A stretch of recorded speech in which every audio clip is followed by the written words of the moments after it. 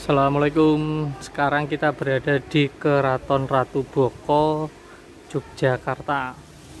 Hari ini bertepatan dengan hari Kamis, jadi bukan weekend ya. Lumayan sepi. Biasanya di sini sangat ramai, banyak pengunjung, tapi hari ini sepi.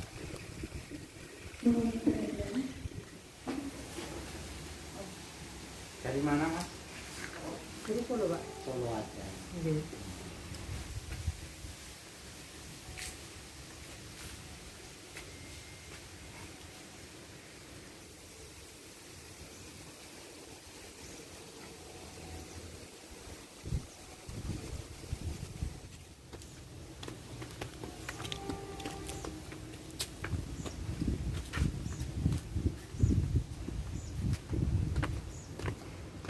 Kita sekarang perjalanan ke Ratu Boko.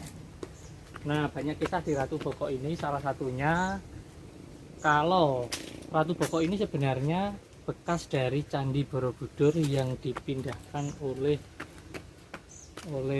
bawahannya Nabi Sulaiman.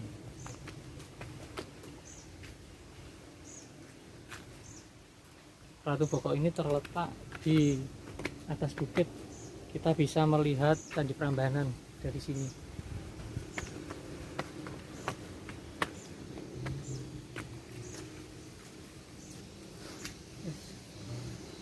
Ini terdapat taman yang sangat terawat, sangat cantik. Di sini biasanya para pengunjung duduk untuk melihat keindahan di Ratu Boko sambil menikmati udara yang sangat sejuk. Di sini sudah ada simbol-simbol untuk social distancing ya, jadi tetap melaksanakan protokol kesehatan. Di sini ada air mancur di dekat pintu masuknya Ratu Boko. Bisa dilihat sangat asri. Kondisi lingkungan di sini sangat bersih ya, sangat terawat, sangat hijau juga. Itu di situ ada tempat selfie, suka-suka bayar sukarela. Dan jangan khawatir, di sini walaupun tempatnya sangat luas, banyak penunjuk-penunjuk jalan seperti kemana ke toilet, pintu keluar, servis area untuk Grab.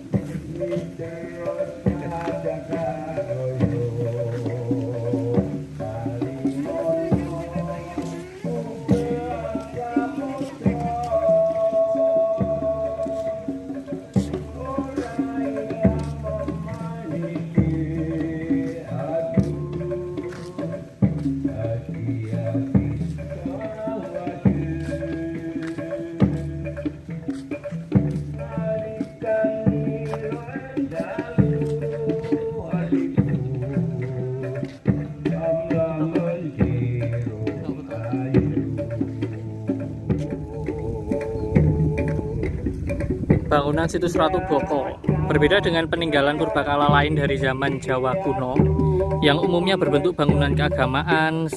Situs Ratu Boko merupakan kompleks profan lengkap dengan gerbang masuk, pendopo, tempat tinggal, kolam pemandian, hingga pagar pelindung. Kedudukan di atas bukit ini juga mensyaratkan adanya mata air dan adanya sistem pengaturan air yang bisa memenuhi kebutuhan sehari-hari. Kolam pemandian merupakan peninggalan dari sistem pengaturan ini. Sisanya merupakan tantangan bagi para arkeolog untuk merekonstruksi kembali. Nah, coba kita lihat, itu disebut gapura utama. Gapura utama ini terdiri dari 3 buah gapura, yaitu gapura tengah dan 2 gapura apit, yang disusun berimpit berjajar ke arah utara selatan menghadap ke arah barat. Gapura tengah dan gapura apit berbentuk padu raksa. Gapura tengah memiliki ukuran lebih besar dibanding kedua gapura pengapitnya. Gapura utama berfungsi sebagai pintu masuk situs Ratu Boko sekaligus sebagai penghubung halaman teras pertama dan kedua. Kita sekarang berada di Candi Pembakaran dan Sumur Suci. Tempat ini terbuat dari batu andesit berukuran panjang 22 meter dan lebar 22,33 meter. Sedangkan tingginya 3 meter. Sebutan ini berdasarkan pada penemuan abu yang terdapat di sumur candi, sehingga orang-orang beranggapan bahwa bangunan ini pada masa lalu menjadi tempat pembakaran atau penyimpanan abu jenazah raja. Oh, ini sumurnya.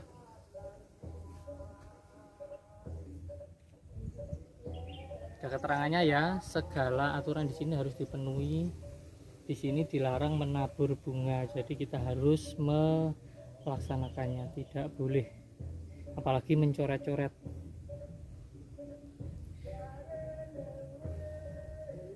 Nah, kalau sumur ini berukuran 2,3 meter dikali 1,8 meter. Kedalaman air pada musim kemarau sekitar 2 meter, sedangkan kedalaman sumur sekitar 5 meter dari muka tanah. Pada zaman dahulu, air dari sumur ini digunakan dalam kegiatan upacara keagamaan di candi pembakaran.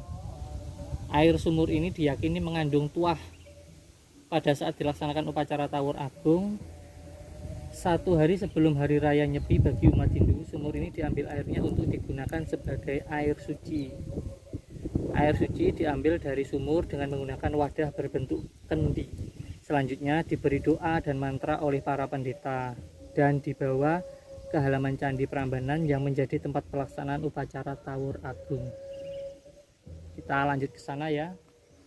Kalau yang ini namanya Kaputren. Kaputren berada di teras ke-6. Kaputren terbagi menjadi 2 bagian, sisi timur dan barat. Kedua bagian ini dipisahkan oleh pagar dan dihubungkan oleh sebuah gapura. Bagian timur terdapat kolam yang berfungsi sebagai penyuplai kebutuhan air. Pada bagian timur terdapat 2 bangunan batur.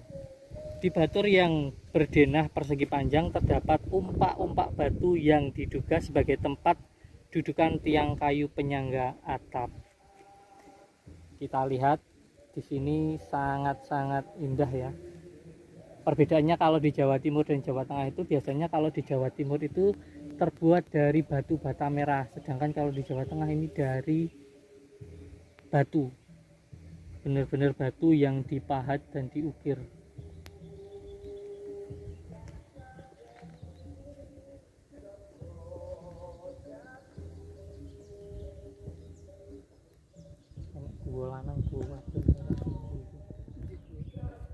Sekilas info tentang situs Ratu Boko. Situs Ratu Boko terletak di atas perbukitan Boko dengan ketinggian 195,97 meter di atas permukaan laut dengan luas sekitar 160.898 meter persegi. Situs Ratu Boko merupakan peninggalan sejarah yang bercorak Hinduisme dan Buddhisme yang dibangun pada abad ke-7 sampai abad ke-9 Masehi. Pada waktu pertama kalinya, situs ini adalah sebuah kompleks wihara sebagaimana tercatat dalam prasasti Abhyagiri Wihara yang berangka tahun 792 Masehi. Tinggalan arkeologi yang bersifat Buddhisme lainnya yaitu reruntuhan stupa Arca Dhyani Buddha Stupika. Sekitar tahun 856 Masehi, situs ini berubah menjadi kediaman seorang penguasa bernama Rakai Walaingpu Kambayoni yang beragama Hindu. Temuan arkeologi berupa prasasti yaitu prasasti Ratu Boko A, B berangkat tahun 856 Masehi dan C semua mengandung keterangan tentang pendirian linggo, yaitu linggo Kritvaso, linggo Tiamboko, dan linggo Horo atau Hara. Prasasti lain yang ditemukan yaitu prasasti Pereng 862 Masehi mengandung keterangan pendirian sebuah bangunan suci untuk Dewa Siwa yaitu Candi Badraloka. Adapun tinggalan arkeologi lainnya yang bersifat Hinduisme adalah Arca Durgo atau Durga, Ganesha, miniatur candi, yoni, dan prasasti dari lempengan emas.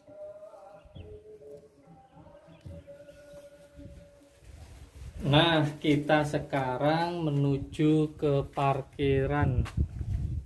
Kita sudah dalam perjalanan pulang. saat perjalanan pulang kita disuguhkan pemandangan yang luar biasa.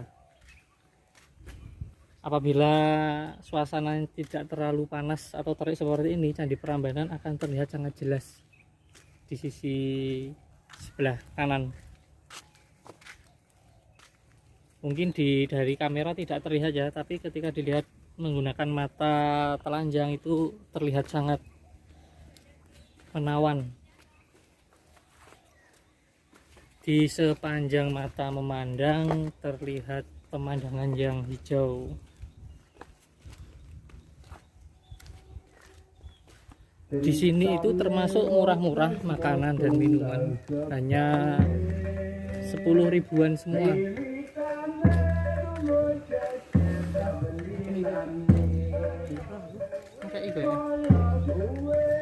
Nah, itu orang-orang yang sedang main gamelan dan bernyanyi itu kita bisa memberikan uang seikhlasnya, sukarela, karena beliau-beliau sudah menghibur para seniman-seniman senior.